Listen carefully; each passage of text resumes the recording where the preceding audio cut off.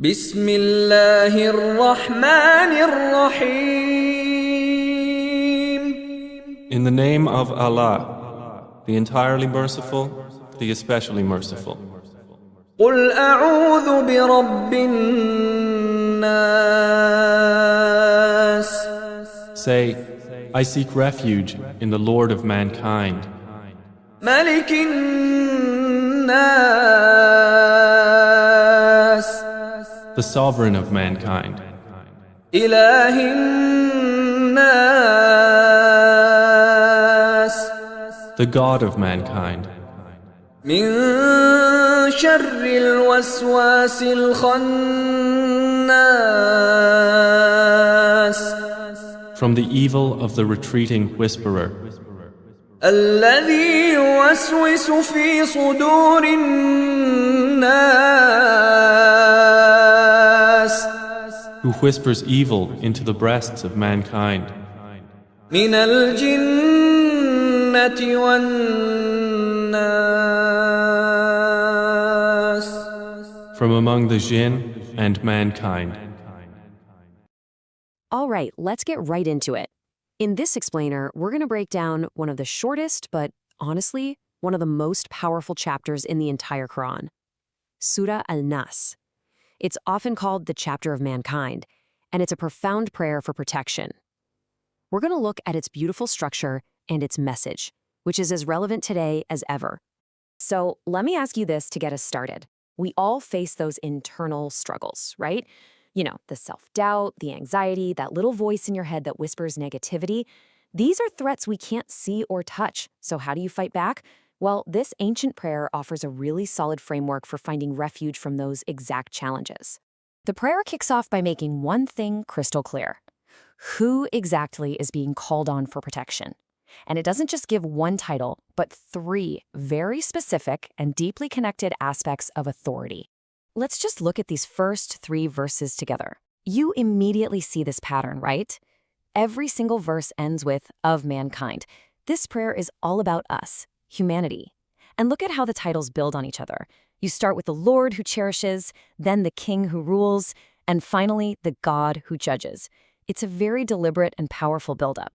So what's the big deal with these three titles? Well, think about it. It starts with Lord, the one who nurtures us, the one who cares for us.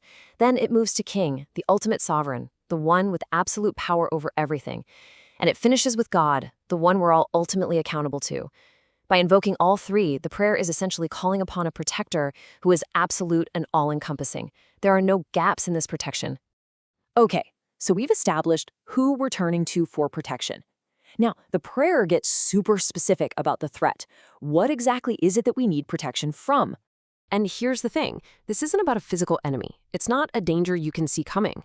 The prayer points to something way more subtle, an enemy with a very specific name and a very particular way of attacking. It whispers. This enemy is called al-khannaas. It roughly translates to the whisperer who withdraws. Just think about that for a second. This isn't a loud, obvious attack. It's a subtle whisper that plants a seed of doubt, of fear, of evil, and then it just disappears. It pulls back, leaving you to think that that negative thought was actually your own. It's an incredibly sly and sneaky concept. And this verse just captures it perfectly.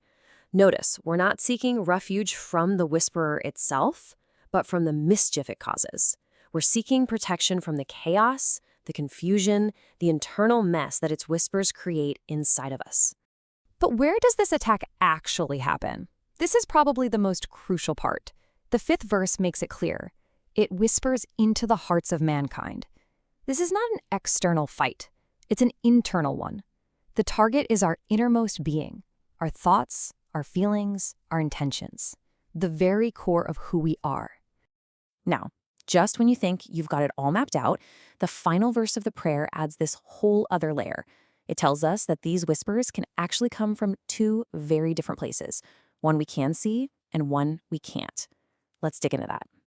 The prayer wraps up by asking for protection from whispers that come from among jinns and among men. This is huge. On one hand, you have jinns, which are understood as these unseen forces or spiritual beings that can influence us, and this is so important, it doesn't stop there.